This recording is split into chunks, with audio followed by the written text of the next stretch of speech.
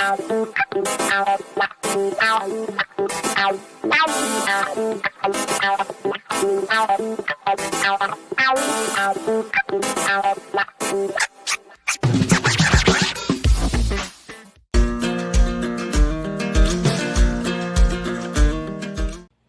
Kucinich has a new book out. The Division of Light and Power is the title of it. I'm so happy to have him back on the program. It's been quite a while. Dennis, welcome back to the program. Congressman, welcome back to the program. Tom, it's been a long time, but I'm just delighted to have the chance to be with you. You know, I was looking through some old pictures the other day. On 10 years ago, on my 60th birthday, 10 years ago last month, all my family was in Portland. Louise and I were in Washington, D.C., and my birthday party was with you and Elizabeth and Ellen Ratner. we had dinner together, and I have a picture of it. So Elizabeth sent her best. Yeah. So anyhow, it's great talking to you again. You're right; it has been a long time, and it's been too long. So tell us about the Division of Light and Power. This has to do with the time that you were the mayor of Cleveland, as I recall, right? Well, the story opens when I was a councilman. I was just elected, and by the way, you know, I'm on video. I don't know if you are. I can hear you, though. Yes. Yeah. Yeah. The story opens, Tom, with a blackout in downtown Cleveland in 1969 at Christmas time, and I had just been elected to city council. All of a sudden, the lights are off in downtown Cleveland.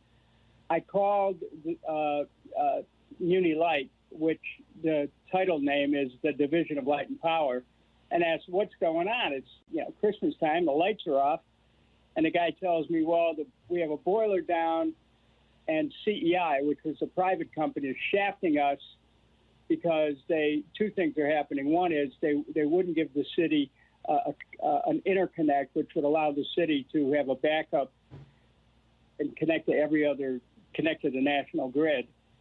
That was number one. Number two, they were working behind the scenes to block any repairs in city council, any repairs that the system needed. So that moment there with that blackout is where the book opens. And the reader then goes through the experience that I had in learning about why the lights were really going off. And it takes them on a trip through corporate espionage, sabotage, price fixing, through organized crime, assassination plots, bank co-conspiracy, a wild, wild ride. And it's all true, and it's all heavily documented. It's extraordinary. This is, at its core, what happens, is it not, when what should be considered part of the commons, what should be the stuff that we all own and manage for our own benefit, gets taken over by very wealthy, very powerful special interests, corporate or billionaire interests or hedge fund interests, and gets run purely for profit as opposed to for the public benefit. Well, privatization is a racket. Mm-hmm. People end up selling usually at a discount, something they've already paid for with their tax dollars or with their rates. And later on, when they have to buy the service again, they're paying for it at a markup. So, you know, privatization during that time that I write about, was rampant in the electric utility industry. There was conglomerations going on where people were picking off these municipal systems. I list dozens of them at the beginning of the book, and there was one that the utility monopolies didn't get, and that was the one in Cleveland that that was the story of the book. And let's face it, it's all about being able to charge as much for a utility service as you can and get away with it. And in Cleveland, we had two utilities providing electricity, one private, the other one public. The public one provided service at rates that were 20% cheaper. I mean, it's no brainer which one you want. That's why the private utility was trying to put it out of business. And it's one of the dirtiest stories you'll ever hear. I mean, in terms of the corruption that was involved in the Give me an business example. community. Well, okay. The blackouts. This is almost a spoiler alert, but let me tell you, there's so many things that happens in the book. Oh, yeah. Well, yeah. And one of the things I've learned over the years is that actually the more you give away of a book, the more likely people are to buy it because they want to be able to get the juicy details. The blackouts are occurring on the Muni Light system. Well, a federal investigation later on and antitrust lawsuit both produced documentation that proved that blackouts were being created on the Muni system by the private utility, the Cleveland Electric Illuminating Company, and then they would go into Muni Light neighborhoods with sales contracts saying, look, it doesn't look like your utility's working so well, sign up with us, and we'll top it off by giving you free wiring. I mean, this was like a mob. How are they sabotaging the publicly owned utility? They were doing it two ways. One, through blocking repairs in the city council, and two, they were, when the city needed power, because remember, it couldn't fix its generators because the repairs to the generators were being blocked by the lobbyists for the private utility in the Cleveland City Council. So the city's weak. And then what would happen is when the city needed a transfer of power, the transfer of power was operated in such a way as to deliberately cause a blackout on the city system. And then when the city had to reconnect to its own system, they created a blackout again. And that's just Tom. So, I mean, I'm giving you one example, and then later on, the largest bank in Ohio gave me an ultimatum saying on December 15, 1978, either I would agree to sell our city's municipal electric system to this utility monopoly at a cut rate, or the bank would put the city of Cleveland in default on loans I hadn't even taken out.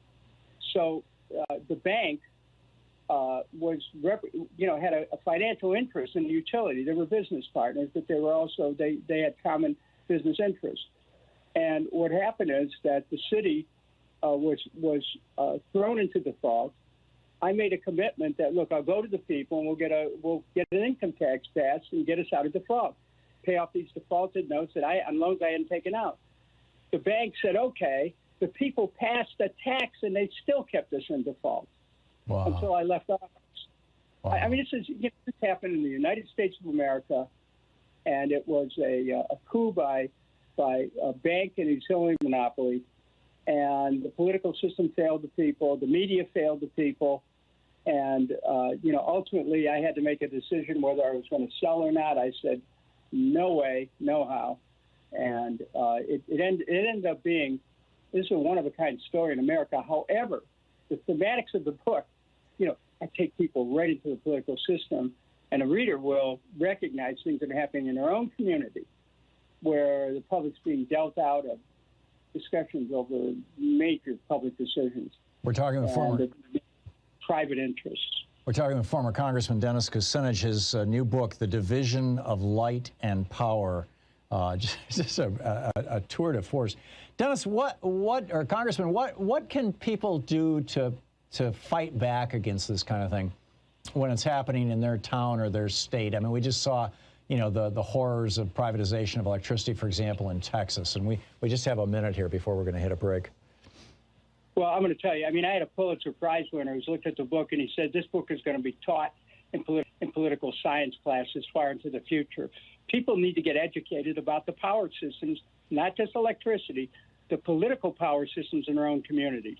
And then they need to ask questions if something isn't fitting. They need to ask questions, and they need to raise hell. And that's exactly what I did, that took me into city council, that resulted in my journey into this corruption, and that resulted in my being elected mayor. Yeah, it's an absolutely extraordinary story. The new book, The Division of Light and Power by Dennis J. Kucinich. Congressman, it is great talking to you again. Thanks so much for dropping by today. Thanks, Tom. Book's on sale now. The book's on sale now. You can find it wherever fine books are available. So check it out. Dennis Kucinich, The Division of Light and Power. Thank you, Dennis. Thanks, Tom. Good talking with you.